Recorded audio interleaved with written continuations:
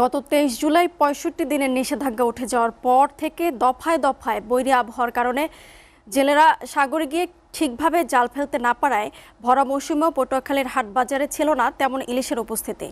জুলাই থেকে অক্টোবর মাস ইলিশের ভরা মৌসুম। প্রতি বছর এ সময় নদী ও সাগরে ধরা পড়ে বড় বড় রূপালী ইলিশ। এবার সাগরেও তেমন দেখা মিলছে না ইলিশের। বিভিন্ন কারণে ইলিশ কম ধরা পড়ায় বাজারে তুলনামূলক দামও ছিল চড়া। বিগত ৩ মাস ঘাটে নোঙর করেছিল অনেক জেলে। বড় ইলিশের কম ধরা পড়ায় লোকসানের মুখে পড়তে হচ্ছে জেলেদের। তবে আবহাওয়া অনুকূলে আসায় গত ২ থেকে ৩ দিন ধরে সাগরে যাচ্ছেন না জেলেরা। কিছু কিছু জেলে ট্রলার নিয়ে ঘাটে ফিরেছে। বাজারে এসেছে বিভিন্ন সাইজের কিছু ইলিশ। এতে কেজিতে কমেছে সর্বোচ্চ ৫০ থেকে ১০০ টাকা। পটুয়াখালীতে ইলিশের বাজারের খবর জানাতে সরাসরি যুক্ত হচ্ছেন সহকর্মী জহিরুল ইসলাম। জহিরুল, বাজারে ইলিশের আমদানি কেমন দেখছেন আর ক্রেতাদের ভিড় কেমন দেখছেন? ইলিশ নিয়ে আপনার কাছে বিস্তারিত আর কি তথ্য আছে আমাদেরকে জানাবেন।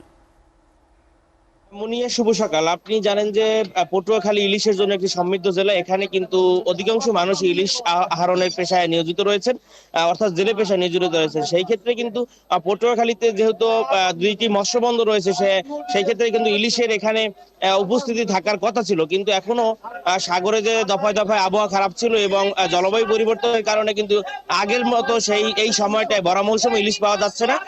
তবে পটুয়াখালীর এই আবহাওয়া খারাপ থাকার কারণে গত ২-৩ দিন ধরে কিছু জেলে সাগরে যাচ্ছে এবং কিছু মাছ পাচ্ছে। তবে আগের মতো সেই আশানুরূপ মাছ পাওয়া যাচ্ছে না। সে কারণে কিন্তু পটুয়াখালীর বাজারগুলো এখনো তেমন সেই ইলিশে সরগরম হয়ে ওঠেনি।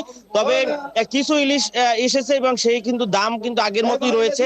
তবে আড়তে আমরা শুনতে পাচ্ছি যে আড়তে কিছু ইলিশের দাম ৫০ থেকে ১০০ টাকা কেজিতে কমলো, কিন্তু খুচরা বাজারে সেটি এখনো কমেনি। এবং এখানকার মানুষের যে দাবি ছিল যে ইলিশ তারা সেই আগের মতো সেই কম মূল্যে খাবে, কিন্তু সেটা কিন্তু তাদের হয়ে উঠছে না।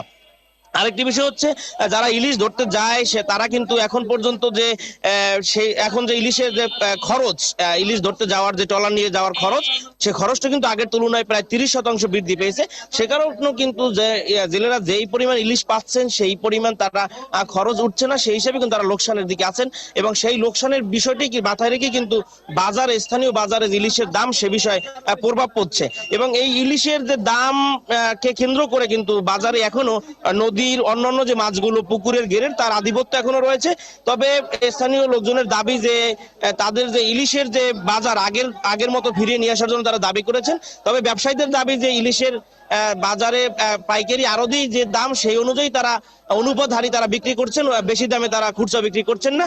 এবং এরকমের বাজারই থাকার সম্ভাবনা রয়েছে যেহেতু সাগরে ইলিশের উপস্থিতি অনেক কম। মুনিয়া।